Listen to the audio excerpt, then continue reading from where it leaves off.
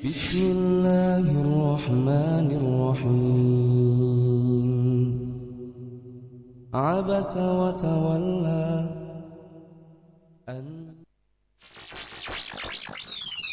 SKN Al-Bayan 95 FM menebar keagungan Asmaul Husna. Allahu la ilaha illa huwa lahul asmaul husna. Bismillah, assalamualaikum warahmatullahi wabarakatuh. Saudaraku seiman seakidah yang Allah muliakan dimanapun Anda berada, kembali kita jumpa lagi di 95 FM Radio SKN Al-Bayan menebar keagungan Asmaul Husna yang kami pancarkan dari kawasan Pasir Hapa, Desa Sernagali, Kecamatan Cilaku, Kabupaten Cianjur, tepatnya 50 meter belakang Terminal Pasir Hayam Cianjur. Nah, saat sekarang kita masuk di hari Ahad, hari yang keempat di bulan Oktober 2020 atau hari yang ke-17 di bulan Safar 1442 Hijriah. Dan saat ini kita sudah 13 menit lewat dari pukul 10 waktu di studio kami. Alhamdulillah kita akan kembali jumpa dalam program kajian pekanan di hari Ahad ini bersama guru kita Ustadz Haidar Andika LC Hafizahullah Ta'ala yang saat sekarang sudah ada di studio. Kita akan sapa beliau. Assalamualaikum Ustadz. Waalaikumsalam warahmatullahi wabarakatuh. Bagaimana kabarnya Ustadz? Alhamdulillah.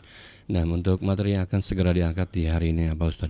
Kaedah Asmaul Husna. Nah, untuk materi ini mudah-mudahan bermanfaat bagi kita semua ya. Dan juga buat Anda saudaraku seiman seakidah yang Allah muliakan yang nanti ingin bertanya di penghujung acara, silakan Anda bisa menggunakan line yang kami sediakan di 0856 2461 9995. Nah, Ustaz, untuk mempersingkat waktu kepada Ustaz dipersilahkan. Bismillahirrahmanirrahim. Assalamualaikum warahmatullahi wabarakatuh. Alhamdulillah wassalatu wassalamu ala Rasulillah wa ala alihi wa sahbihi wa man tabi'ahum bi ihsan ila yaumiddin wa ba'd. Ikhwati fiddin, azani Allah wa iyyakum jami'an, para pendengar sekalian dan juga para pemirsa Radio SKN Al-Bayan, Asmaul Husna TV, dan para pemirsa yang menonton di kesempatan kali ini. Alhamdulillah, kita diberikan oleh Allah kemudahan untuk bisa belajar agama Allah Subhanahu wa taala yang merupakan ciri kebaikan yang Allah inginkan pada diri kita. Sebagaimana Rasulullah sallallahu alaihi wasallam bersabda, "Man yuridillahu bihi khairan yufaqihu fiddin." Barang siapa yang Allah inginkan kebaikan padanya, maka Allah akan faqihkan dia dalam agama Allah. Faqih di sana bukan hanya dalam masalah hukum, tetapi faqih di dalam masalah akidah. Ya, orang yang memahami akidah secara mendalam, memahami Islam secara mendalam, maka itu ciri bahwa orang tersebut diinginkan kebaikan, di antaranya dimudahkan untuk belajar agama Allah Subhanahu wa taala. Di kesempatan kali ini kita akan belajar tentang kaedah Asmaul Husna. Kenapa? Karena alhamdulillah kita sudah menyelesaikan satu kitab, yaitu Fikih Asmaul Husna, dan kita akan memulai kitab yang baru. Sebelum kita memulai kitab yang baru, maka kita ulangi kembali ataupun memurajaah kaedah tentang Asmaul Husna, yang mana kaedah adalah rumusan-rumusan yang disimpulkan oleh para ulama setelah meneliti Quran dan Sunnah tentang Asmaul Husna, yang tujuan dari kaedah tersebut agar kita ketika memahami Asmaul Husna benar dalam memahaminya, tidak menyimpang dan tidak terjadi kesalahan. dan kita bisa mengambil manfaat yang sangat banyak dalam Asmaul Husna. Dan kaidah ini tidak hanya dalam Asmaul Husna. Ya, para ulama membuat kaidah-kaidah dalam tafsir, dalam hadis, dalam akidah, semuanya tujuannya agar orang yang belajar tentang hal tersebut menjadi benar. Dan inilah yang akan menjadikan ketika Anda belajar agama, Anda akan mendapatkan banyak hal. Ya, berbeda kalau Anda belajar cuman hanya sekedar belajar ya secara global, tidak mempelajari secara akidah. Tidak mempelajari secara kaidah, ya, rumusan-rumusan. Karena permasalahan akan terus ada dan terus bertambah, berkembang. Ya, sedangkan kaidah itulah yang bisa menyelesaikan permasalahan-permasalahan tersebut. Makanya para ulama mengatakan, man hurimal usul, hurimal wusul. Barang siapa yang diharamkan dari mendapatkan usul-usul agama, yaitu kaidah-kaidah, inti-intinya, maka dia tidak akan sampai kepada ilmu yang begitu luas. Ya, begitu banyak ilmu yang harus kita pelajari, maka ada kaedahnya agar kita bisa memahami dengan benar ilmu tersebut.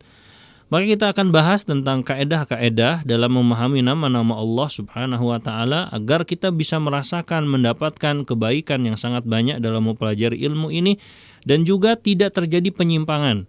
Karena banyak sekali orang yang mempelajari Asmaul Husna, memahaminya dengan tanpa kaedah sehingga menyimpang dalam memahami Asmaul Husna dengan mentakwil nama-nama Allah dan sifat Allah, dengan menyerupakan Allah dengan makhluk, mentaktil, mendiadakan nama atau sifat Allah, ataupun dengan penyimpangan-penyimpangan yang lain. Disebabkan karena dia tidak mengikuti ya kaedah-kaedah yang ditetapkan oleh para ulama Ahlus Sunnah wal Jamaah dalam memahami al-asma was sifat. Kaedah yang pertama atau rumusan yang pertama disebutkan oleh para ulama, dan saya mengambil kaedah ini dari kitab Al-Qawaidul Muthla yang dikarang oleh Syekh Al-Utsaimin, ya Syekh Utsaimin rahimahullahu taala. Beliau mengarang satu kitab tentang kaedah-kaedah Asmaul Husna, yaitu Al-Qawaid Al-Muthla. Qaidatul ula, kaedah yang pertama yang disebutkan oleh para ulama, Asmaullahi ta'ala kulluha husna. Nama-nama Allah Ta'ala semuanya husna. Ya, ini kaedah pertama. Semua nama Allah disifati dengan Al-Husna. Allah sendiri yang menyifati dirinya, namanya dengan Al-Husna. Sebagaimana dalam surat Al-A'raf ayat ke-180. Walillahil asma'ul husna. Allah memiliki asma'ul husna. Al-Husna mu'annas dari kata Al-Ahsan, bukan dari Hasan. Kalau Hasan baik, Al-Ahsan yang terbaik. Jadi Al-Husna nama-nama Allah yang terbaik, yang paling indah. Makanya disebutkan makna kaedah ini, ketika kita memahami nama Allah, maka kita harus memahaminya dengan makna yang paling terbaik, makna yang paling puncak. Husna artinya balighatun fil husni ghayatahu, yaitu pada makna puncak dari makna nama tersebut. Ya, jadi kita harus memaknai nama Allah dan sifat Allah pada makna yang paling sempurna, makna yang paling tinggi, makna yang paling agung. Contohnya ya disebutkan di sini, misalkan ketika kita memahami nama Allah Al-Hayyu, zat yang maha hidup, disebutkan oleh Allah dalam surat Al-Baqarah, dalam ayat kursi. Ya Allahu la ilaha illa huwal hayyu al-qayyum. Dia yang maha hidup. Allah menyebutkan dia yang maha hidup. Sebagai nama Allah dan sifat Allah, Allah memiliki kehidupan. Sedangkan makhluk pun hidup, memiliki kehidupan seperti kita hidup. Apa yang membedakannya? Kalau nama Allah dan sifat Allah ini husna, pada puncak makna dari kehidupan. Bukan seperti kita hidup tapi hidup penuh dengan kekurangan. Kalau Allah, makna kehidupannya sempurna pada puncak makna. Disebutkan oleh para ulama, maknanya adalah bahwa kehidupan Allah lam tusbak bi adam wala yalhiquha zawal. Kehidupan Allah itu tidak didahului dengan ketiadaan, tidak diikuti dengan ketiadaan. Maksudnya tidak seperti kita. Ketika kita hidup, sebelum kita hidup, kita nggak ada di muka bumi ini. Allah berfirman, hal ata alal insani hinu minad dahri lam yakun syai'an madhkura. Apakah telah datang kepada manusia suatu waktu yang dia belum menjadi sesuatu yang disebutkan. Kita dulunya nggak ada. Kemudian dihidupkan oleh Allah menjadi hidup, kemudian kelak akan mengalami kematian. Kalau Allah dari dulu sudah ada, sudah hidup, tidak ada menjadi hidup. Kemudian senantiasa hidup, tidak akan pernah mati. Allah berfirman, "Tawakkal 'alal hayyil ladzi la yamut." Bertawakallah kepada Allah, zat yang maha hidup, tidak akan pernah mati. Berbeda dengan makhluk. Kalau kita akan mengalami kematian suatu saat kelak. Allah berfirman, "Kullu nafsin dha'iqatul maut." Setiap yang berjiwa pasti akan merasakan kematian.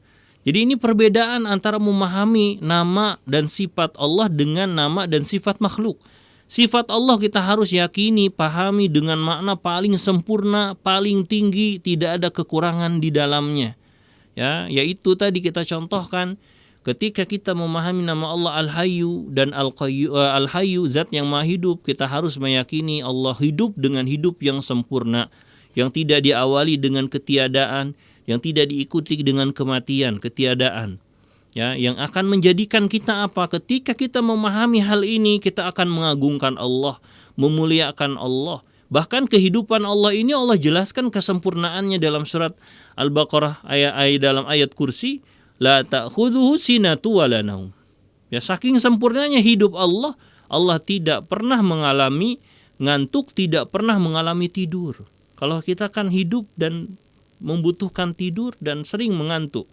Kalau Allah tidak pernah merasakan ngantuk, tidak pernah merasakan tidur. Menunjukkan apa? Menunjukkan sempurna hidup Allah. Dan akan menjadikan apa? Kita akan banyak bergantung, bertawakal kepada Allah. Maka Allah tadi firmankan untuk bertawakal kepada zat yang maha hidup, enggak pernah mati. Wa tawakkal 'alal hayyil ladzi la yamut. Ya, bertawakallah kepada Allah, zat yang maha hidup, tidak akan pernah mati. Karena orang yang bertawakal meyakini bahwa yang ditawakalinya sempurna, kuat. Hanya Allah yang memiliki sifat kesempurnaan. Maka semakin kita mengetahui hal tersebut, akan menguatkan ketawakalan kita kepada Allah. Abu Bakar As-Siddiq radhiyallahu anhu berkhutbah setelah kematian Rasul sallallahu alaihi wasallam. Pada waktu itu banyak orang yang akan murtad dan murtad. Ya, kenapa? Karena Muhammad sudah meninggal, maka kita pun harus kembali lagi, tidak ada lagi Islam. Sehingga Abu Bakar naik untuk berkhutbah. Kata Abu Bakar, "Man kana ya'budu Muhammad fa inna Muhammad qad mat. Wa man kana ya'budullah fa innallaha hayyun la yamut." Barang siapa yang menyembah Muhammad, maka Muhammad telah mati. Barang siapa yang menyembah Allah, Allah akan maha hidup, tidak akan pernah mati. Jadi artinya apa? Kita menyembah zat yang maha hidup, gak akan pernah mati, abadi. Senantiasa kita membutuhkan Allah, bergantung kepada Allah. Dan ini yang akan menjadikan kita merasakan kenikmatan, keindahan Al-Asma'ul Husna. Dicontohkan, nama Allah yang lain, kita gunakan kaidah itu dalam memahami nama Allah yang lain. Allah As-Sami, zat yang maha mendengar. Ya, Allah memiliki nama As-Sami, memiliki pendengaran, makhluk pun mendengar. Tetapi nama Allah dan sifat Allah memiliki makna yang paling tinggi, paling sempurna, yaitu apa? Mampu mendengar segala suara dalam bahasa apapun, dalam frekuensi seperti apapun, dalam jarak sejauh apapun. Itu makna dari balighatun fil husni. Allah memiliki makna yang paling tinggi dalam pendengarannya. Allah firmankan hal tersebut dalam surat Al-Mujadilah ayat pertama. Ketika ada seorang perempuan yang mengadukan kepada Nabi tentang suaminya yang menzihar dirinya. Artinya menzihar, menganggap istrinya haram untuk dijimai sebagaimana tidak boleh menjimai ibunya. Yaitu namanya zihar, punggungmu seperti punggung ibuku. Maka ketika itu perempuan itu mengadu kepada Nabi. Padahal di rumah Nabi itu kecil. Di samping rumah Nabi ada istrinya, itu Aisyah radhiyallahu an. Aisyah yang dekat dengan Nabi, rumah yang sekecil itu nggak mendengar omongan perempuan itu. Tapi Allah turunkan ayat yang menunjukkan Allah pendengarannya maha sempurna. Dalam ayat pertama surat Al-Mujadilah, qad sami Allah qaulal lati tujadiluka fi zawjiha wa tashtaki ila Allah. Sungguh Allah telah mendengar keluhan perempuan yang mengeluhkan kepadamu tentang suaminya. Ya, dan dia mengeluh kepada Allah. Lihat, Ketika mendengar itu, Aisyah mengatakan, Subhanallah alladzi wasi'a sam'ahul aswat. Maha suci Allah yang pendengarannya meliputi segala suara. Aku berada di dekat rumah, di samping rumah itu, ya di dekat Nabi SAW, aku nggak bisa mendengar ucapan perempuan itu. Allah yang mendengar ucapan tersebut, Masya Allah. Sehingga kita merasakan Allah itu mampu mendengar kita dimanapun kita berada. Mau bisik-bisik, mau terus terang, mau teriak-teriak, mau nggak teriak-teriak, mau ngomong dalam hati, Allah mendengar. Itu makna dari kaidah ini kalau kita terapkan. Sehingga kita tidak lagi menganggap Allah itu nggak mendengar kalau kita berbicara buruk. Boleh jadi ucapan kita bahkan mengantarkan ke dalam nerakanya Allah. Disebutkan oleh Nabi SAW, Inna rajula la yatakallamu bil kalimah la yulki biha balan yahwi biha ilan nari sab'ina kharifan. Seseorang mengatakan sebuah kalimat, sebuah kata yang dia tidak memikirkan efek dari kata tersebut melemparkannya ke dalam neraka sejauh 70 tahun lamanya. Menunjukkan bahwa Allah mendengar ucapan ini dan memurkainya kemudian mengazabnya. Jadi Allah As-Sami dipahami dengan kaidah tadi, Allah mendengar segala suara. Begitupun nama Allah yang lain, misalkan Allah Al-Basir, Maha melihat. Maka penglihatan Allah beda dengan penglihatan makhluk yang terbatas dengan jarak. Kalau Allah mampu melihat segala sesuatu, mampu melihat yang gaib dan yang nampak, mampu melihat yang paling kecil sekalipun seperti virus, seperti hal-hal paling kecil di muka bumi ini. Allah melihatnya dengan jelas karena Allah Al-Basir. Jadi kaidah tadi mengajarkan kita untuk memahami seluruh nama dan sifat Allah dengan paling sempurna. Kemudian kita tanamkan dalam hati, itu yang akan membuahkan rasa takut kepada Allah, rasa cinta, rasa tawakal dan perasaan dan buah-buah amal-amal hati yang lainnya. Jadi Anda mengamalkan kaidah ini di dalam setiap memahami nama Allah. Kalau Anda temukan nama Allah, maka Anda terapkan Allah ini maknanya pada makna paling tinggi, paling puncak, paling sempurna, tidak ada kekurangan. Ya, sehingga kita akan merasakan keagungan nama Allah dalam hati kita, memuliakan Allah, mengagungkan, mencintainya. Ya, misalkan kita contohkan yang terakhir, nama Allah Al-Ghani, dia zat yang maha kaya, artinya tidak membutuhkan makhluk. Maka maknanya yang paling tinggi, paling sempurna bagi Allah, Allah nggak butuh sedikit pun makhluk. Ya, siapapun makhluk itu Allah tidak butuh. Allah tidak butuh ibadah hamba, Allah tidak butuh ditaati oleh hambanya, sedikit pun tidak. Allah sering menyebutkan hal tersebut di dalam surat Fatir ayat ke-15. Allah berfirman, Ya ayuhan nasu antumul fuqara'u ilallah wallahu huwal ghaniyul hamid. Wahai manusia, semua kalian membutuhkan Allah, Allah maha kaya, tidak membutuhkan kalian, lagi maha terpuji. Dalam ayat yang lain, in takfuru antum wa man fil ardi jami'an fa innallaha laghaniyyun hamid. Apabila kalian semua kufur, orang yang di muka bumi semua kufur kepada Allah, Allah tidak butuh dan Allah maha terpuji. Allah tidak rugi dengan kemaksiatan kekufuran tersebut.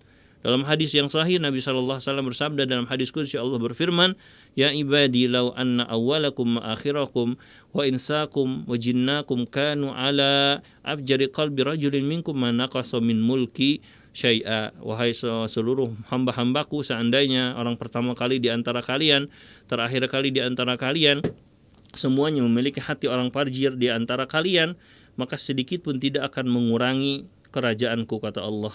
Menunjukkan Allah sempurna dalam ketidakbutuhannya kepada makhluk. Kaidah pertama ini kaidah yang sangat penting untuk kita amalkan dalam memahami Asmaul Husna.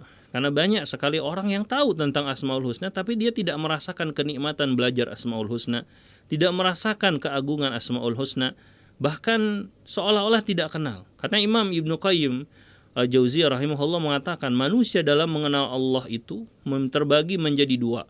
Ada yang disebut ma'rifatul iqrar, yaitu mengenal Allah hanya sebatas pengakuan. Kalau ditanya siapa yang menciptakanmu, Allah.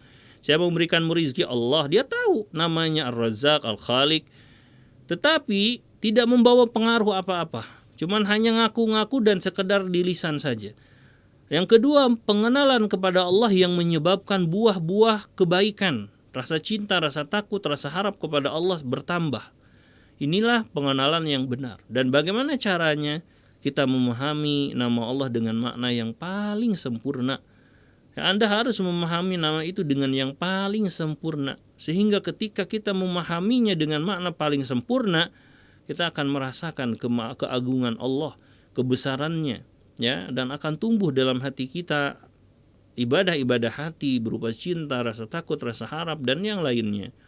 Kaidah yang kedua dalam memahami nama Allah Subhanahu wa taala, ya, dan sifat Allah Subhanahu wa taala, asmaullahi taala a'lamun wa awsaf. Nama-nama Allah Subhanahu wa taala adalah nama dan juga sifat. Jadi ketika kita mempelajari nama Allah, kita harus yakin di dalam nama itu ada nama, ada sifatnya. Tidak hanya nama tanpa sifat atau sifat tanpa nama. Nama Allah mengandung sifat di dalamnya.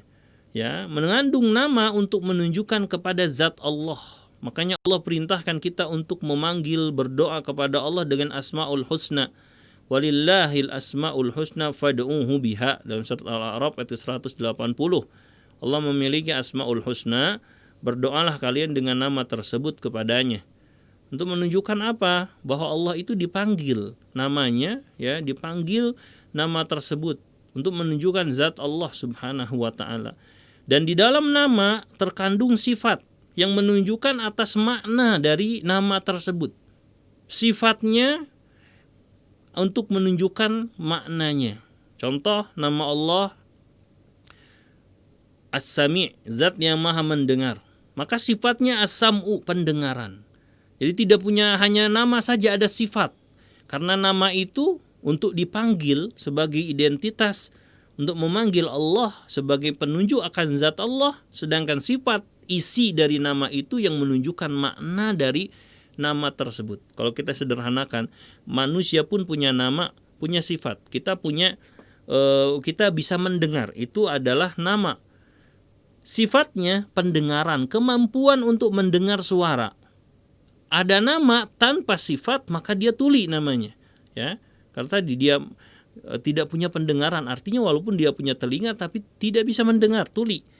Maka Allah itu zat yang maha mendengar, memiliki sifatnya pendengaran Allah yang sempurna. Ya, ini yang harus ditetapkan. Sehingga kita tidak terjerumus kepada penyimpangan al-mu'attilah, orang-orang yang menafikan, menghilangkan sifat dari nama. Allah itu as-sami bila sam'in, kata mereka. Allah itu mendengar tapi tanpa pendengaran, melihat tanpa penglihatan. Menunjukkan apa? Mereka menghina Allah. Orang yang mendengar tanpa pendengaran artinya tuli. Orang yang melihat tanpa penglihatan artinya buta. Berarti menghina. Ini menunjukkan kesalahan dalam memahami nama tanpa mempelajari kaedah. Jadi Anda harus yakin nama Allah memiliki sifat. Bahkan ada satu nama memiliki banyak sifat, seperti nama Allah Ar-Rabb. Maka sifatnya al-khalqu, al-mulku, al-tadbir, dan yang lainnya. Ya, jadi nama Allah menunjukkan akan sifat. Ya, akan sifat Allah Subhanahu wa taala di dalamnya. Jadi kalau kita berbicara nama, maka nama tersebut ya menunjukkan akan zat Allah, sifat menunjukkan atas makna dari nama tersebut. Ini Allah Subhanahu wa taala sebutkan. Misalkan contohnya dalam Al-Qur'an surat Al-Ahqaf ayat ke-8, Allah berfirman, "Wa huwal ghafurur rahim." Dan dia zat yang maha pengampun lagi maha penyayang. Ketika Allah menyebutkan ini, menyebutkan nama, maka kita terapkan nama Allah itu nama sekaligus sifat. Jadi nama Allah Al-Ghafur Ar-Rahim, nama bagi Allah sekaligus mengandung sifat maghfirah, memberikan ampunan, dan sifat rahmat bagi Allah. Ya, sifat mengampuni dan sifat menyayangi makhluk-makhluknya. Ya, ini yang harus ditetapkan. Yang lebih jelas tentang hal itu Allah firmankan dalam surat Al-Kahfi ayat ke-58. Wa rabbuka ghafuru dzu rahmah. Dan Rabb kalian maha pengampun, dzu memiliki rahmah. Allah sebutkan nama, kemudian sebutkan sifat. Ya, nama Allah Al-Ghafur, kemudian dzu memiliki rahmah, memiliki sifat rahmat. Ya, untuk menunjukkan bahwa nama Allah itu menunjukkan nama sekaligus sifat bagi Allah Subhanahu wa taala. Ini yang benar di dalam memahami nama tersebut. Kemudian Yang berikutnya, kaidah yang berikutnya yang harus kita pahami dalam memahami Asma'illahil Husna disebutkan oleh Syekh Utsaimin dalam kitabnya, Asma'ullahi ta'ala indallat ala wasfin muta'addin tadammanat salasatu umurin. Ahaduha thubutu dhalikal ism lillahi azza wa jalla wa thani thubutu sifatil lati tadammanaha lillahi azza wa jalla wa thalithu thubutu hukmiha wa muqtadaha. Nama-nama Allah Ta'ala apabila nama tersebut menunjukkan sifat muta'addin yang mengharuskan adanya objek yang dilakukan, maka mengandung 3 makna. Makna pertama, makna yang menunjukkan nama bagi Allah, tetapnya nama bagi Allah. Yang kedua, tetapnya sifat yang dikandung nama tersebut bagi Allah. Dan yang ketiga, tetapnya hukum dari nama itu dan konsekuensinya. Jadi ketika kita melihat nama Allah itu terbagi 2 pada dasarnya. Nama yang memiliki sifat lazim. Sifat ini sifat yang tidak ada objeknya. Misalkan Allah Al-Hayyu, zat yang maha hidup, sifatnya kehidupan. Ya, tidak ada yang dilakukan dengan perbuatan dalam nama tersebut. Nama Allah misalkan Al-Ahad, menunjukkan sifat ahadiyah, keesaan Allah. Nah, nama-nama yang kedua disebut nama yang memiliki sifat muta'addid, yaitu sifat yang menunjukkan adanya objek yang dilakukan oleh Allah, yaitu pekerjaan Allah. Misalkan Allah Al-Khaliq, maka ketika Allah Al-Khaliq ada yang diciptakan objeknya, ya, itu muta'addid namanya. Atau misalkan Allah Ar-Razzaq, maka ada yang diberi rizki. Nah, ketika kita mendapatkan nama yang seperti itu yang ada objeknya atau pekerjaan Allah Subhanahu wa ta'ala, ada 3 hal yang harus ditetapkan. Pertama, tetapnya nama buat untuk Allah. Nama Allah misalkan Al-Khaliq. Nah, pertama berarti nama itu Al-Khaliq, nama Allah. Allah menyebutkan dalam Quran, Allahu khaliqu kulli syai'. Allah yang menciptakan segala sesuatu. Yang kedua, tetapnya sifat yang dikandung nama tadi untuk Allah. Sifatnya apa? Al-Khalqu, maha menciptakan. Maka sifat Al-Khalqu sifat Allah. Yang ketiga, tetapnya hukum dari nama dan konsekuensi nama. Apa konsekuensinya kalau Allah menciptakan? Allah memiliki sifat pencipta. Konsekuensinya adalah Allah zat yang menciptakan segala sesuatu. Konsekuensinya segala sesuatu ciptaan Allah Subhanahu wa ta'ala. Ini yang disebutkan ya di dalam Al-Quran. Jadi ketika kita menetapkan nama tersebut, tetapkan 3 hal. Nama bagi Allah, sifat bagi Allah, dan pekerjaan dari nama tersebut. Konsekuensi dari nama tersebut. Sehingga ketika kita memahami nama-nama seperti ini, kita bisa melihat pekerjaan Allah. Allah Al-Khaliq, Anda bisa melihat bagaimana Allah menciptakan langit, menciptakan bumi, menciptakan tumbuhan, menciptakan manusia dan yang lainnya. Allah Ar-Razzaq, bagaimana Allah memberi rizki kepada penduduk langit, penduduk bumi, pada binatang, pada tumbuhan, pada manusia. Sebagai cara agar kita bisa mentadaburi perbuatan-perbuatan Allah. Sebagaimana Allah firmankan ya di dalam Al-Quran, Inna fi khalqis samawati wal ard waqtilafil laili wan nahari la ayatil liulil albab alladzina yadhkuruna Allaha qiyaman wa qu'udan wa 'ala junubihim wa yatafakkaruna fi khalqis samawati wal ard rabbana ma khalaqta hadza batilan subhanaka faqina adzabannar. Sungguhnya pada penciptaan langit dan bumi, pergantian siang dan malam, terdapat tanda-tanda bagi yang mereka yang berakal, orang-orang yang mengingat Allah ketika mereka berdiri, ketika mereka duduk, ketika berbaring, sambil memikirkan penciptaan langit dan bumi. Kemudian mereka mengatakan, Maha Suci Allah, Engkau tidak ciptakan ini sia-sia, maka lindungilah kami dari azab neraka. Ini menunjukkan bahwa faedah ketika kita memahami nama Allah yang memiliki perbuatan atau sifat muta'addi akan menyebabkan kita tadabbur, tafakur dalam seluruh perbuatan-perbuatan Allah Subhanahu wa ta'ala. Artinya Allah ingin kita memikirkan perbuatan tersebut agar kita merasakan kebaikan Allah, bersyukur atas nikmat-nikmat Allah yang Allah berikan kepada kita. Ya, jadi ini yang ditetapkan. Contoh lain, nama Allah As-Sami, zat yang maha mendengar. Ketika Allah memiliki As-Sami, pertama nama ini nama yang tetap untuk Allah kemudian menetapkan sifat pendengaran bagi Allah, kemudian menetapkan perbuatan Allah yaitu mendengar segala sesuatu. Allah memiliki pendengaran yang konsekuensinya Allah mendengar segala hal, yang akan menjadikan kita berarti menjaga lisan agar tidak mengeluarkan kata-kata yang dimurkai oleh Allah, dan menjadikan kita mengucapkan sesuatu yang didengar dengan ridho oleh Allah Subhanahu wa ta'ala. Ini kaidah yang berikutnya.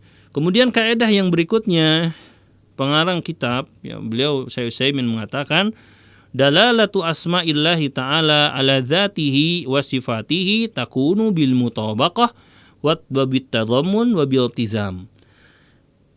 Dalalah yang ditunjukkan oleh nama-nama Allah atas zatnya dan sifatnya, maka mencakup dalalah mutabaqah, ya, dalalah tadammun dan dalalah iltizam. Dalalah mutabaqah artinya ketika Allah menetapkan nama, maka di situ pun Allah menetapkan sifat untuk nama itu. Dalalah tadammun artinya ketika Allah menetapkan nama, Allah ingin menunjukkan hanya nama zat itu saja atau hanya sifat itu saja. Dalalah iltizam adalah efek dari adanya nama tersebut. Kita contohkan. Allah memiliki nama Al-Khaliq.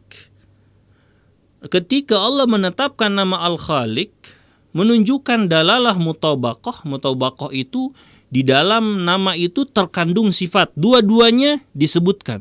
Jadi ketika Allah menyebutkan Al-Khaliq, artinya Allah ingin menyebutkan kepada kita, Allah punya nama Al-Khaliq, Allah pun punya sifat Al-Khalqu, menciptakan. Kemudian dalalah tadammun yang mengandung salah satu dari sifat itu, nama atau sifat, artinya ketika Allah memiliki nama Al-Khaliq, menunjukkan nama atau menunjukkan sifat, yaitu Al-Khalqu.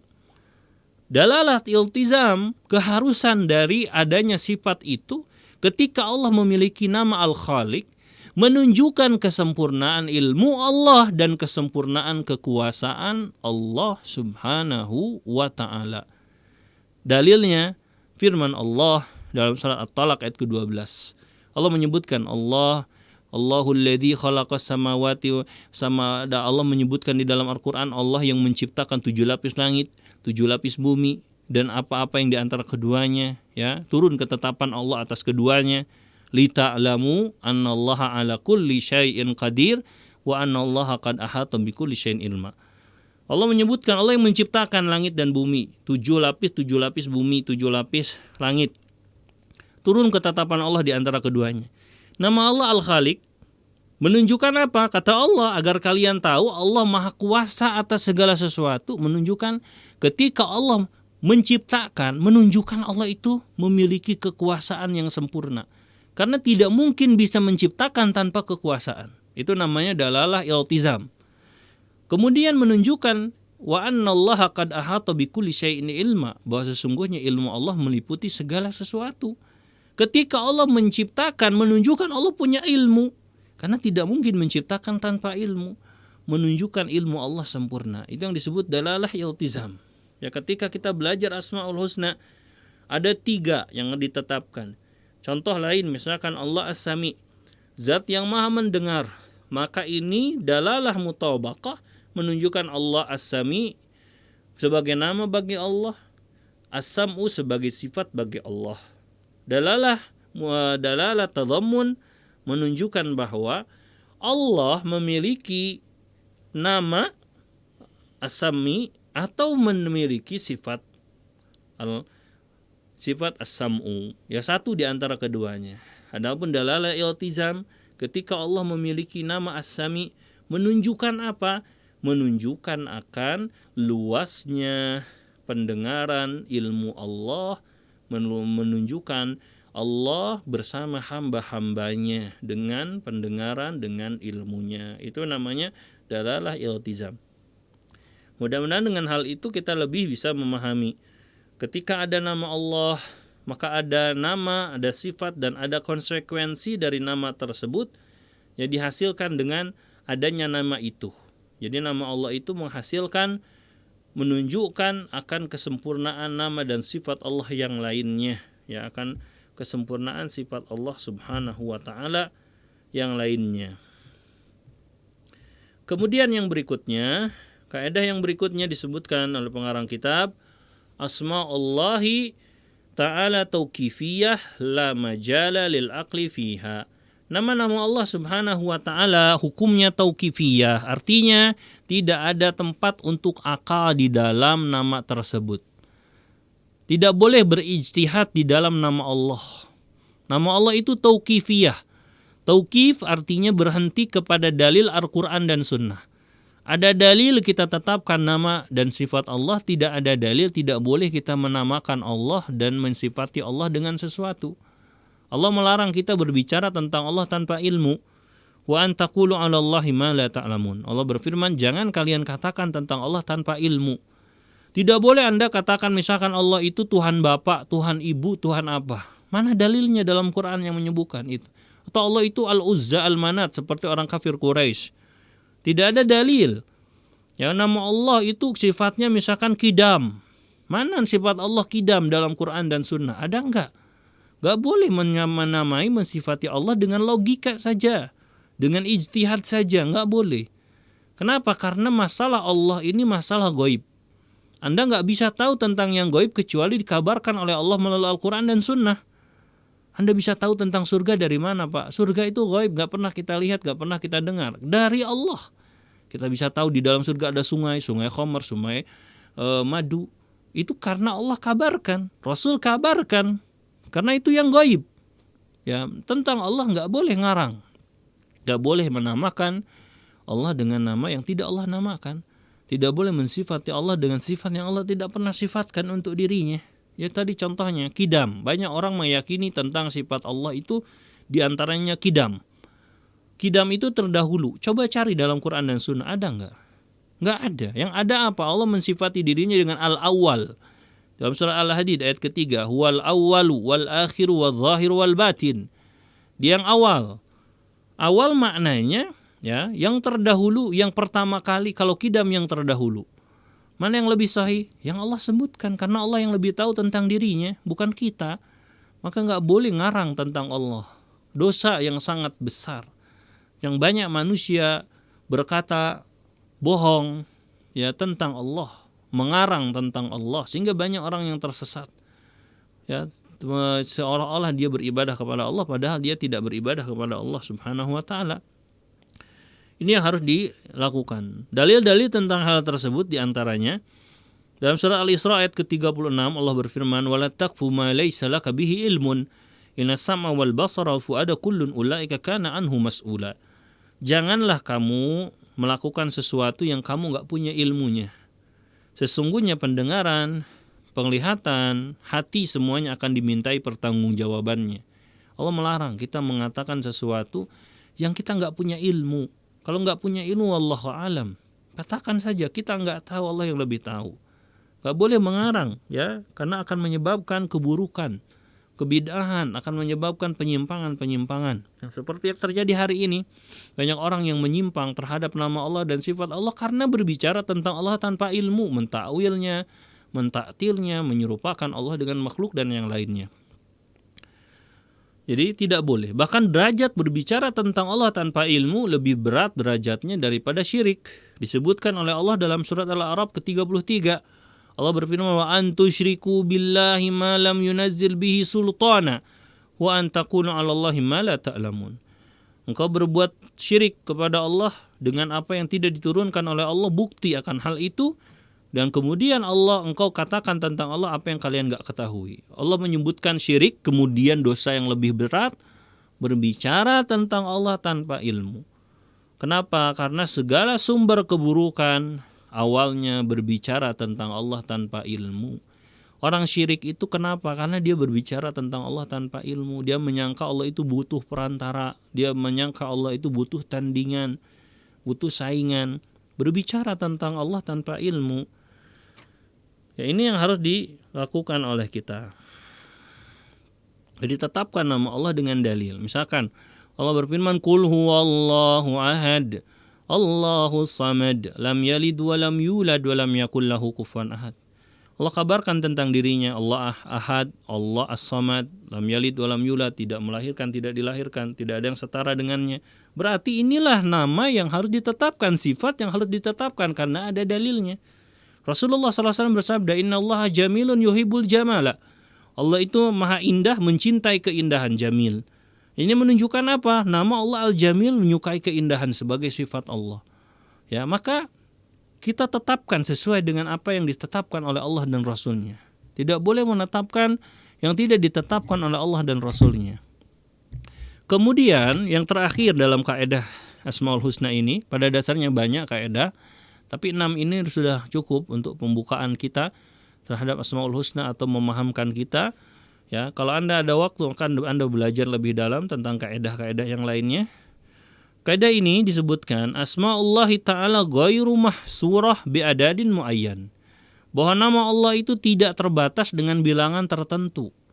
Jadi kalau ada orang menamakan Allah itu punya berapa sifat? 20. Kalau ada orang mengatakan Allah itu punya berapa nama? 99. Maka semua perkataannya tidak benar. Karena Allah itu punya nama yang gak terbatas bilangannya, sangat banyak. Mana dalil tentang hal itu? Dalil yang mudah saja. Dalilnya kesempurnaan Allah itu tidak terbatas. Kalau Allah dibatasi nama, menunjukkan kesempurnaannya terbatas. Anda saja lebih banyak namanya berarti daripada Allah. Kalau cuma 20, Anda lebih dari 20 sifatnya. Kalau cuma 99, Anda mungkin lebih daripada itu. Ya, berarti menunjukkan kesempurnaan Allah itu enggak terbatas. Maka namanya pun tidak terbatas. Yang kedua, ketika kita menetapkan nama Allah itu terbatas, maka Anda coba hitung nama Allah dalam Quran dan Sunnah ada dalam berapa?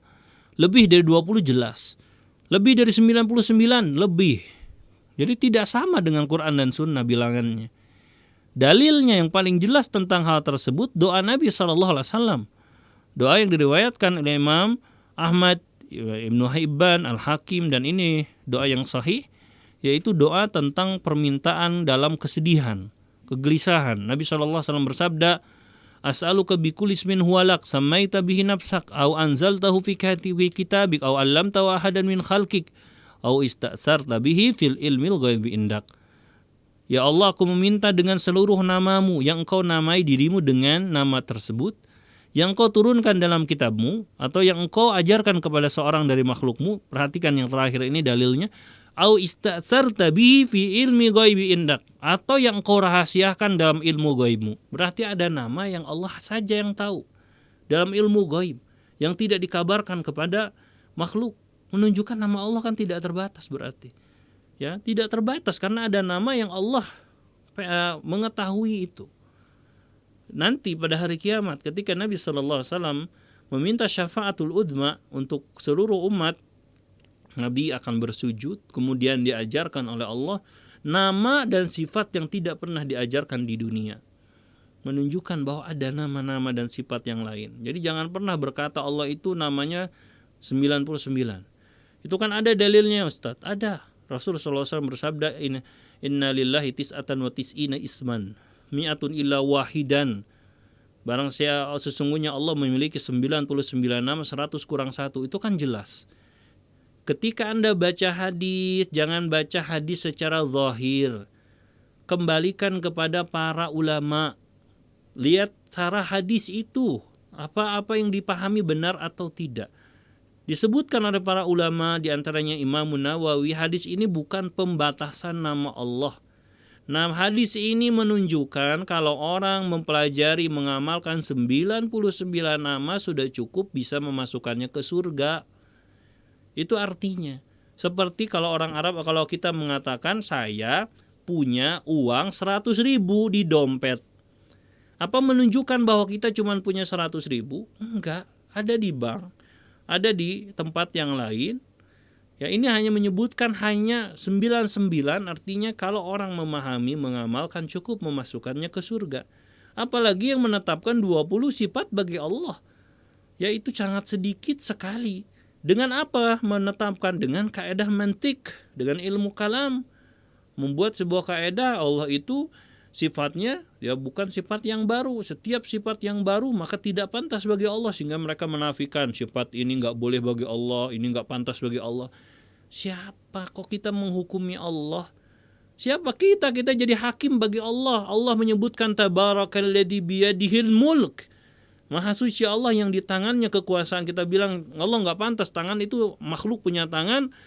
Allah berarti nggak boleh sama dengan makhluk, harus dihilangkan makna tangan, kekuasaan.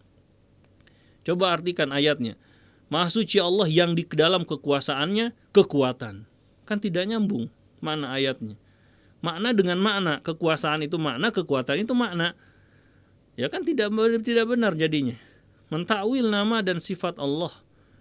Karena apa tadi, dengan logikanya Allah nggak pantas pakai itu. Allah itu kan yang lebih tahu tentang dirinya, lebih paham bahasa Arab, tahu Allah yang menurunkan Quran. Nabi tahu tentang bahasa Arab lebih hebat daripada kita. Kita seolah-olah mengatakan Rasul itu maksudnya bukan itu. Allah turun ke langit dunia sepertiga malam akhir. Maksud turun bukan Allah tapi rahmat, ditakwil lagi. Emang Rasul tidak pernah tahu kalimat untuk mengatakan Allah turun dan rahmat Allah turun? Allah itu lebih tahu, Rasul itu ahli bahasa Arab, orang Arab.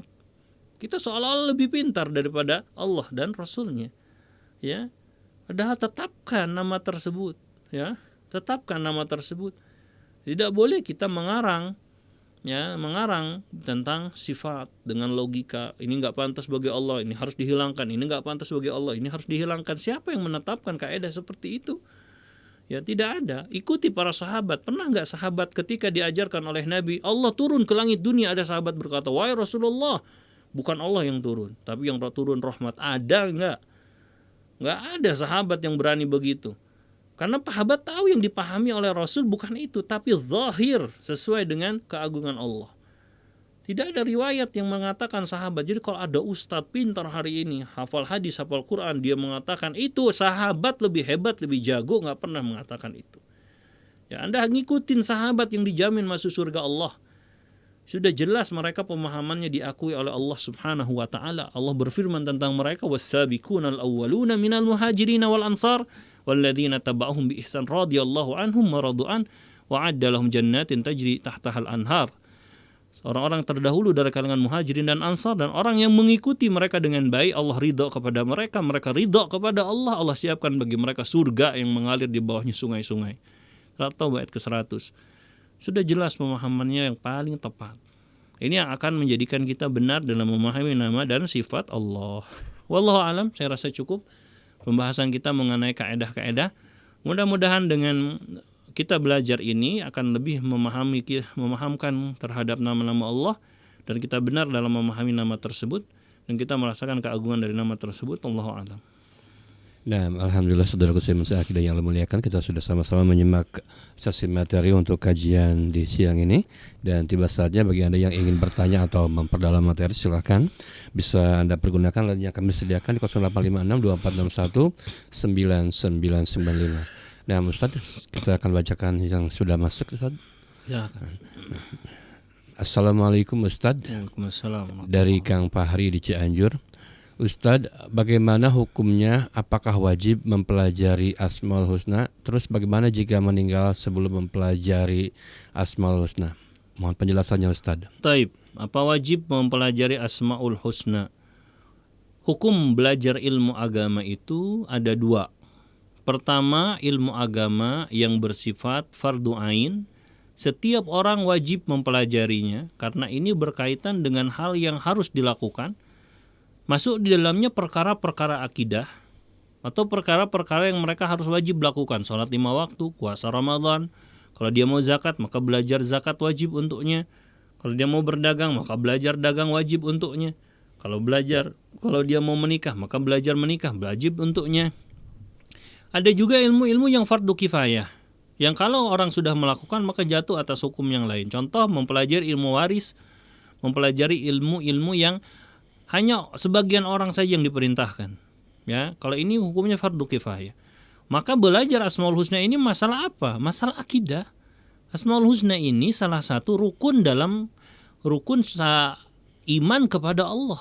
Iman kepada Allah itu rukunnya Engkau mengimani Allah tentang rububiyahnya, tentang uluhiyahnya, tentang asma dan sifat.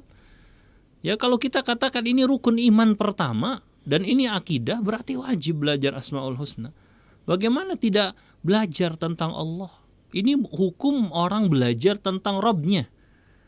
Ya, kita belajar tentang sholat wajib karena mau sholat. Sholat itu pekerjaan hamba. Ini ilmu yang menjadikan hamba mengenal siapa Allah. Maka wajib untuk belajar. Ya wajib, tapi wajib di sini tentunya sesuai dengan kadarnya yang menyebabkan dia mengenal Allah, berbuat tauhid, tidak melakukan syirik. Itu yang harus dipahami oleh kita. Ya, sejauh kita ketika mengenal itu akan menyebabkan kita ya menjadi orang yang bertauhid dan tidak melakukan syirik. Contoh, banyak orang yang tidak mengenal Allah, syirik di dalam rizki, minta rizki kepada selain Allah, menjadikan jimat-jimat, ya, ataupun misalkan dia menganggap kesembuhan ada pada selain Allah. Kenapa mereka melakukan itu? Tidak mengenal Allah, tidak mengenal asma wa sifat, Allah al-Khaliq, Allah ar-Razzaq, Allah asy-Syafi dan yang lainnya.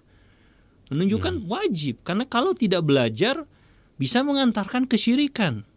Ya, dan satu kaidah dalam syariat, ma la yatimul wajibu illa bihi fahuwa wajib. Sesuatu kewajiban yang tidak sempurna kecuali dengan sesuatu itu, maka sesuatu itu wajib. Kita wajib untuk mentauhidkan Allah. Dan tidak bisa bertauhid kalau kita tidak mengenal Allah, mengenal namanya. Maka mengenal Allah, mengenal namanya wajib, karena mengantarkan kepada sesuatu yang wajib, yaitu tauhid kepada Allah. Tapi bukan berarti mempelajari seluruh kaidah yang ada dalam asma, seluruh penyimpangan-penyimpangan, itu tidak. Karena itu ilmu yang hanya para ulama saja atau para orang-orang yang memiliki kemampuan. Tapi yang wajib bagi Anda yang dasar, nama mengenal Allah yang akan menyebabkan kita bertauhid, menjauhkan kita dari syirik. Ini akan tetap bagi setiap muslim. Wallahu ta'ala. Nah, mudah-mudahan bermanfaat bagi penanya tadi. Dan ke pertanyaan berikut Ustadz dari hamba Allah di Cianjur. Assalamualaikum Ustadz. Waalaikumsalam warahmatullahi. Ustadz, bagaimana cara mempelajari Asmaul Husna agar menambah keimanan? Ya, bagaimana caranya belajar Asmaul Husna mempelajari agar bertambah iman? Tadi kita sebutkan, kita belajar Asmaul Husna harus dengan cara yang benar. Di antaranya belajar dengan menggunakan kaedah. Ya, menambah keimanan ketika Asmaul Husna itu menjadikan iman itu bertambah kuat. Allah berfirman tentang bertambahnya iman, innamal mu'minuna alladzina idza dzukirallahu wajilat qulubuhum wa idza tuliyat 'alaihim ayatu zadathum imana. Sesungguhnya orang yang beriman yang sesungguhnya apabila disebutkan Allah bergetar hatinya, takut, dan apabila dibacakan ayat maka bertambah imannya. Maka belajar yang benar tentang Asma'illahil Husna harus dengan kaedah dan cara yang benar. Karena tanpa cara yang benar malah yang terjadi adalah pelecehan terhadap Allah. Ketika kita belajar Asmaul Husna, maka kita belajar Asmaul Husna dengan tadi kita sebutkan sampai kita meyakini makna paling sempurna pada Allah.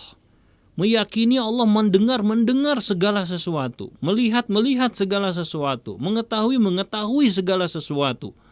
Sampai diseyakin-yakinnya ditanamkan dalam hati kita, dipahami dengan sebenar-benarnya, direnungkan dalam seluruh perbuatan Allah di alam semesta, kita menghayati, kita memahami, maka sampai timbul dalam kehidupan kita kebaikan-kebaikan, amal-amal hati, buah-buah dari keyakinan kita terhadap hal tersebut. Allah menyebutkan dalam Al-Quran permisalan kalau kita menetapkan akidah dalam hati. Dalam surat Ibrahim, alam tara kaifa daraballahu mathalan kalimatan thayyibatan kasyajaratin thayyibatin asluha sabitun wa far'uha fis sama' tu'ti ukulaha kullahinin bi'idni rabbiha. Apakah engkau tidak melihat bagaimana Allah memberikan permisalan sebuah pohon yang akarnya menancap kuat di bumi, ya, dan dahannya menjulang tinggi ke langit, yang memberikan buah-buah dengan izin Rabbnya. Ini menunjukkan akidah yang tertancap dalam hati, memahaminya dengan kuat akan menghasilkan ranting amal-amal kebaikan, buah-buah yang baik, yaitu cinta, takut, harap dan yang lainnya. Allah berfirman, innama yakhsyallaha min ibadihil ulama. Sungguhnya orang yang takut kepada Allah hanyalah para ulama. Disebutkan oleh Imam Ibnu Katsir makna ulama, al-ulama yang mengenal Allah, al-arifuna billah, yang mengenal Allah. Jadi ketika kita belajar Asmaul Husna, saran saya pertama, cari guru yang benar akidah dan manhajnya. Jangan cari guru yang menyimpang, karena nanti akan menyimpang Anda dalam memahami Asmaul Husna. Kemudian cari kitab yang benar dalam membahas Asmaul Husna. Misalkan kitab Fikih Asmaul Husna Syekh Abdul Razak, ya, ataupun misalkan kitab Asmaul Husna yang lain yang ada, yang banyak yang disahihkan tentang rujukan-rujukan itu. Anda cari sumbernya. Kemudian setelah itu Anda pahami dan rasakan Asmaul Husna itu dalam hidup. Allah Ar-Razzaq. Coba Anda setiap kali makan, Anda rasakan bagaimana Allah memberikan rizki kepada Anda. Ya, sampai ke mulut Anda, makanan itu sangat luar biasa. Rizki yang begitu Allah beri, nafas, udara, itu pengamalannya diamalkan, dilihat di dalam kehidupan sehari-hari. Itu yang dilakukan. Kemudian yang keempat, doa dengan Asmaul Husna. Ya Allah, ya Razzaq, beri saya rizki. Ya Allah, ya Rahim, beri saya rahmat. Amalkan dalam doa-doa Anda. Karena para ulama mengatakan belajar Asmaul Husna itu ada 4 hal. Pertama, menghafal lafaz Asmaul Husna. Yang kedua, memahami makna dari nama Allah itu. Kemudian yang ketiga, mengamalkan dalam hidup. Ketika Anda memahami nama Allah Ar-Rahman, jadilah penyayang. Amalkan. Al-Afu, jadilah pemaaf. Yang keempat, dengan cara Anda berdoa dengan nama tersebut. Maka dengan cara itu insya Allah pemahaman kita dalam belajar kita tentang Asmaul Husna menjadi benar. Apa balasannya? Rasul mengatakan, siapa yang melakukan hal itu, man ahsaha dakhalal jannah, dia akan masuk surga. Allahu ta'ala alam. Nah, Ustaz, banyak pertanyaan yang masuk. Ke pertanyaan berikut dari Kang Dadan di Cibeber. Bismillah, assalamualaikum warahmatullahi wabarakatuh, Ustaz. Waalaikumsalam warahmatullahi. Sejauh yang Anda ketahui, manhaj para sahabat ini sangat luas sekali ilmunya, meliputi ibadah, akhlak, adab, perjalanan kehidupan, dan sebagainya. Lalu bagaimana menilai diri kita sendiri kalau kita ini benar-benar berjalan di atas manhaj yang hak ini, Ustaz? Taib, manhaj, bapak-bapak dan ibu, para pendengar sekalian, manhaj artinya tata cara dalam beragama. Jadi ketika kita beragama Islam, ketika kita beragama, kita harus tahu bagaimana cara beragama Islam yang benar. Itu manhaj namanya. Kenapa? Karena Islam sudah datang jauh dari kematian Rasul. Rasul sudah meninggal 1400 tahun silam. Bagaimana kita yakin Islam kita sama dengan Islamnya Rasul dan sahabat? Sedangkan kita harus seperti Islamnya mereka. Kalau kita tidak sama, maka Islam kita tidak akan diterima oleh Allah. Ya, Rasul SAW bersabda dalam hadis yang sahih, ya, man amila amalan laisa alaihi amruna fahuwa raddun. Barang siapa yang mengamalkan amalan yang tidak ada contohnya pada amalan itu dari kami, amalannya ditolak, tidak diterima. Jadi kita harus tahu Islam kita sama enggak dengan Islamnya Rasul. Makanya dari itu kita harus tahu manhaj. Bagaimana tata cara beragama yang benar. Ketika kita mempelajari agama itu ya dulu, bukan sekarang. Artinya apa? Kalau kita ingin tahu agama yang paling benar, Islam ya agamanya Rasul dan sahabat. Yang sudah jelas dijamin masuk surga, diridhai Allah, langsung melihat diturunkannya wahyu. Bukan sekarang. Maka kita ikuti jalan mereka, sahabat dan para Rasul dan para sahabat. Dengan apa kita tahu? Dengan riwayat-riwayat mereka yang diajarkan kepada murid-murid mereka sampai kepada kita.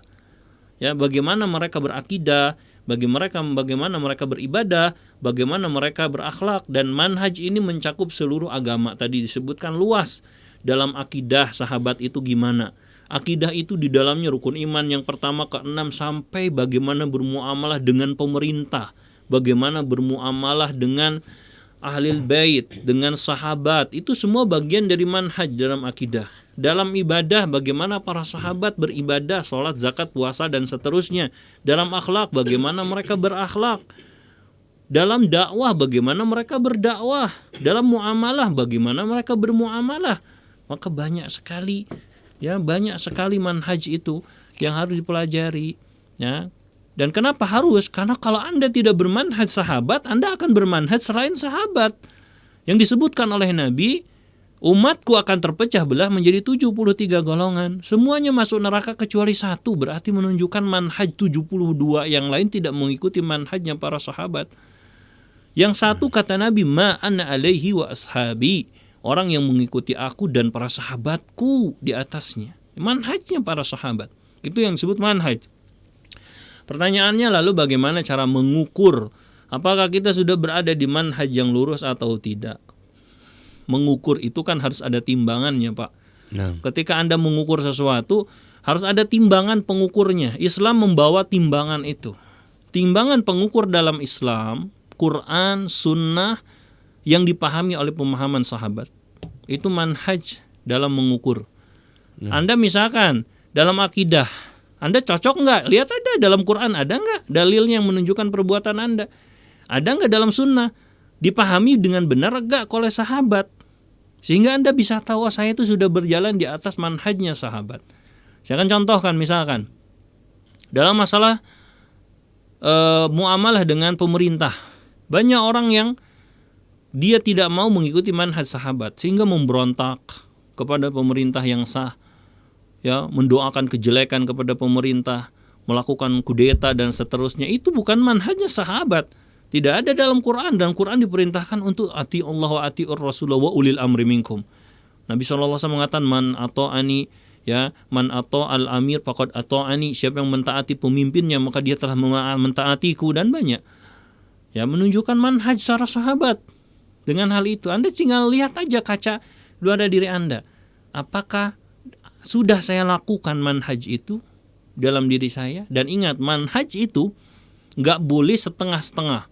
Banyak orang yang manhajnya, kalau saya gambarkan manhaj itu dari A sampai Z, harus sama seperti sahabat. Ada orang A sampai G benar, nanti di M salah dia. Misalkan dalam zahirnya luar biasa, dia mengikut manhaj sahabat. Tetapi masalah pemerintah, dia memberontak kepada pemerintah. Berarti dia masalah dalam manhaj itu. Manhaj itu harus A sampai Z, bukan cuma yang suka aja diambil, yang tidak suka ditinggalkan. Itu namanya manhaj yang tidak jelas. Itu yang dimaksud dengan bermanhaj yang benar. Ya, bermanhaj dan yang benar.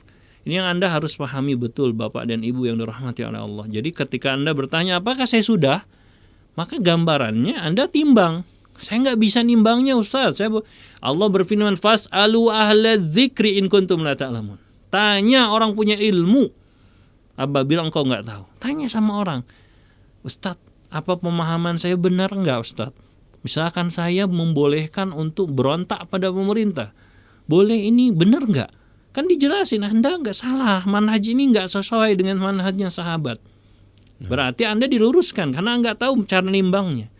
Ya, jadi pertama Anda harus tahu timbangannya Al-Quran dan Sunnah dengan pemahaman sahabat. Karena kalau dengan tidak pemahaman sahabat, timbangannya tidak akan jadi adil, tidak akan jadi benar walaupun pakai Quran. Karena semua yang firqah, yang menyimpang, bawakan Quran dan Sunnah, tapi tidak dengan pemahaman sahabat. Kalau Anda nggak bisa nimbangnya, tanya sama orang yang bisa nimbang, yaitu para ulama, orang yang berilmu. Anda tanya, apa benar nggak pemikiran saya? Apa benar nggak pendapat saya? Apa benar nggak perbuatan saya? Diluruskan nantinya insya Allah.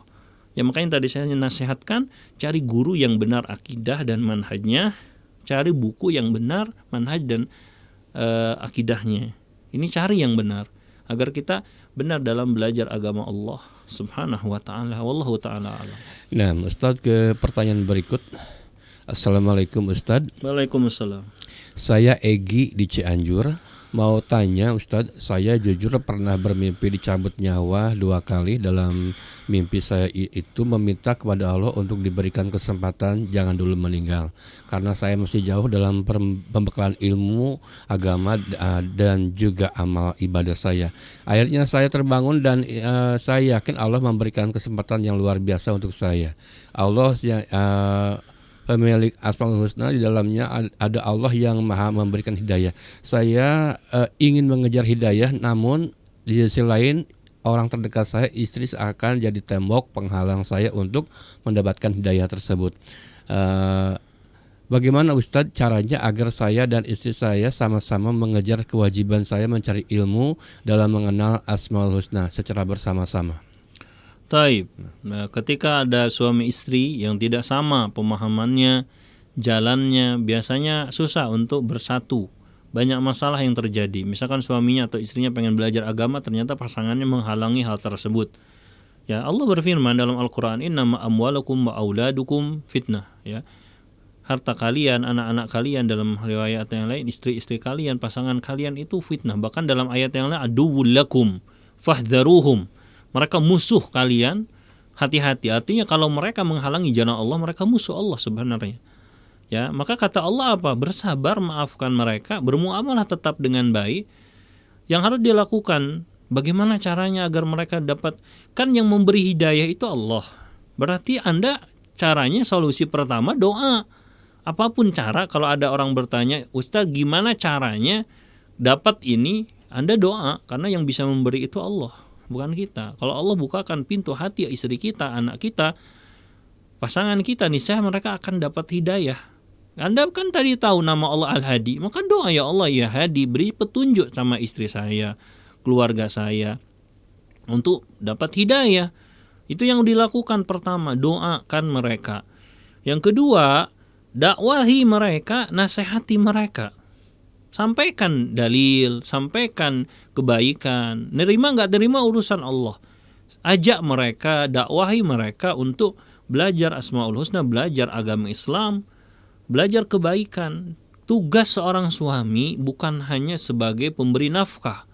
Tugas suami mendidik keluarganya dengan agama, menyelamatkan mereka dari neraka. Ku anfusakum ahlikum nara. Jaga diri kalian dan keluarga kalian dari neraka. Ajari mereka agama, didik mereka di atas agama. Ini yang tugas suami paling berat, mengajak istrinya kepada kebaikan. Tugasnya menyampaikan, mengajarkan, mengajak. Ini yang dilakukan, disampaikan, dipahamkan kepada mereka. Ya, ini yang harus dikerjakan. Kemudian yang berikutnya, jadi qudwah Anda. Bentuk agama Anda dalam perbuatan akhlak, sehingga orang menilai Anda benar dengan perbuatan. Anda ngaji, akhlaknya semakin baik, semakin terpuji, hingga orang benar, oh agamanya benar, karena perbuatannya makin baik, sama istrinya makin lembut, sehingga istri Anda pun mengatakan Anda benar, saya ingin seperti Anda gitu. Ya, bentuk jadi qudwah di dalam rumah tangga. Kemudian bagaimana agar kita istri tersebut menjadi baik? Yang paling terbukti ya, kalau orang nggak mau susah untuk bisa mengajak keluarganya, ajak ngaji aja. Gak usah ngomong, ayo ngaji yuk. Atau bareng kajian. Duduk aja, nanti suatu saat mudah-mudahan ada ilmu yang masuk, dia dapat hidayah. Ya, ajak ngaji bareng, duduk. Ya, duduk di majelis taklim. Itu banyak orang yang dapat hidayah, padahal dulunya nggak mau dia masuk ke dalam agama yang benar. Tapi ketika dia duduk, bertemu dengan orang, dengan kajian, dapat ilmu, dia dapat hidayah. Atau Anda putarkan rekaman atau kasih buku yang Anda bisa lakukan. Ya, dan sebagai pemimpin keluarga jangan terbalik kekuasaan ada di tangan laki-laki, ibu bapak. Ya, jangan terbalik istrinya menjadi penguasa. Ar-rijalu qawwamuna 'alan nisa, kata Allah. Laki-laki itu sebagai pemimpin atas wanita. Anda yang akan mengarahkan, bukan Anda yang diarahkan. Anda arahkan mereka, bahkan dibolehkan untuk memberikan pendidikan secara keras. Ya, misalkan nggak mau sholat, kata Nabi, pukul anakmu kalau anakmu nggak mau sholat umurnya 10 tahun. Ya, boleh dalam pendidikan. Ya, Anda boleh untuk melakukan itu. Kekuasaan laki-laki itu besar dalam Islam. Orang perempuan yang nggak mau nurut sudah disampaikan, masih nusus saja, masih ini saja. Kata Allah kan fadribuhum, boleh dipukul, boleh dijauhi. Ya, nasihati dulu. Nasihati mereka, kemudian nggak bisa jauhi tempat tidurnya, nggak bisa, boleh dipukul yang tidak melukai, ya, tapi tidak boleh memukul yang melukai di sini. Tapi hati-hati hari ini karena bisa terjadi masalah dengan hal tersebut.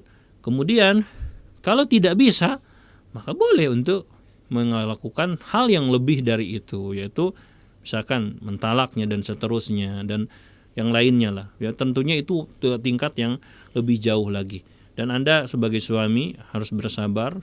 Mudah-mudahan dengan apa yang dilakukan Anda dapat pahala. ya Anda mendapatkan kebaikan dan Allah memberikan petunjuk dan hidayah kepada keluarga Anda. Barakallahu fiik. Nah, Ustaz ada titipan pesan dari Kang Dadan. Masya Allah, Baik. jazakallah khair atas ilmu Ustaz. Taib wa iyyakum. Nah, ke pertanyaan terakhir barangkali Ustaz di season ini. Assalamualaikum Ustaz dari hamba Allah.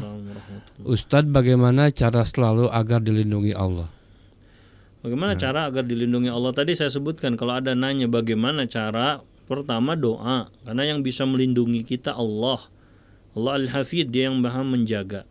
Maka pertama itu doa, pasti itu. Doa itu akan terus kita lakukan karena yang bisa melakukan itu adalah Allah. Yang kemudian yang kedua, bagaimana agar kita dilindungi oleh Allah Subhanahu wa taala, dijaga oleh Allah Subhanahu wa taala. Rasul mengatakan ihfadillah yahfadka. Jaga Allah maka Allah akan menjagamu. Maksudnya jaga Allah, jaga perintah Allah laksanakan, jaga larangan Allah jauhi, jaga syariat Allah jangan dilanggar. Maka Allah akan jaga engkau. Jadi artinya amal soleh akan menjaga kita. Ya. Terus apa lagi yang bisa menjaga kita? Yang bisa menjaga kita adalah bagaimana kita menjauhi keburukan dan dosa-dosa. Karena yang menyebabkan kita tidak dijaga Allah maksiat. Wa ma asabakum min musibatin fabima kasabat aydikum. Apa saja musibah yang menimpa kalian disebabkan dosa kalian. Maka agar kita dijaga dari azab, dijaga oleh Allah dari keburukan, kita jauhi keburukan-keburukan, maksiat-maksiat yang ada. Ya, itu cara agar kita dijaga oleh Allah. Lazimkan hal-hal yang menjadi penjaga. Contoh zikir pagi petang. Itu adalah amalan yang menjaga kita dari keburukan siang dan malam. Infak itu penolak bala, menjaga kita dari keburukan. Ya, itu amal. Istighfar menjaga kita dari segala keburukan. Ya, amal-amal yang khusus disebutkan sebagai penjaga seseorang. Termasuk di dalamnya mau tidur baca ayatul kursi. Kata Nabi, ya kata disebutkan dalam hadis Abu Hurairah, akan dijaga dari setan sampai waktu pagi. Ini menunjukkan bahwa ada amal-amal khusus yang menunjukkan penjagaan dari Allah Subhanahu wa taala. Ya, banyaklah amal-amal yang disebutkan. Allah akan jaga, termasuk keluar dari rumah mengucapkan bismillahirrahmanirrahim, la haula wala quwata illa billah, itu pun akan menjaga kita dari keburukan. Mudah-mudahan bermanfaat. Wallahu taala. Nah, alhamdulillah para pendengar saudaraku seiman seakhir yang Allah muliakan, kita sudah sampai di penghujung acara dan tentunya sebelum pamit ke beliau Ustaz dipersilakan untuk memberikan kesimpulan atau faedah dari kata penutup di perjumpaan kali ini. Taib, alhamdulillah kita mempelajari tentang kaedah-kaedah tentang Asmaul Husna yang tadi kita sebutkan sebagian kaedah. Tujuan dari kaedah itu agar kita benar dalam memahami nama Allah dan terhindar dari penyimpangan, kemudian agar kita merasakan keagungan, kebesaran Allah Subhanahu wa taala dalam memahami nama tersebut. Dan mudah-mudahan dengan kita belajar agama yang benar seperti yang tadi disebutkan dengan manhaj yang lurus, tata cara beragama yang benar sesuai dengan para sahabat, kita benar dalam agama, terhindar dari segala syubhat, segala penyimpangan-penyimpangan yang ada, sehingga kita istiqamah di jalan Allah sampai akhir hayat menjemput kita, dan mudah-mudahan dengan itu Allah masukkan kita ke dalam surganya. Wallahu ta'ala. Nah, alhamdulillah kita sudah sama-sama melewati satu program yang sangat menarik, kajian online makanan bersama pemateri Ustadz Haidar Andika LC Hafidhullah Ta'ala, dan insya Allah kita akan jumpa lagi pada waktu dan jadwal yang sama. Saya juga Ustadz mohon pamit dari ruang dengar Anda. Subhanakallahumma wa bihamdik, asyhadu an la ilaha illa anta astaghfiruka wa atubu ilaik. Wassalamualaikum warahmatullahi wabarakatuh. Baru saja Anda menyimak kajian Islam ilmiah yang kami sajikan dari 95 FM SKN Al-Bayan, menebar keagungan Asmaul Husna. Bismillahirrahmanirrahim. Taha ma anzalna 'alaikal Qur'ana litashqa illa tadhkiratan liman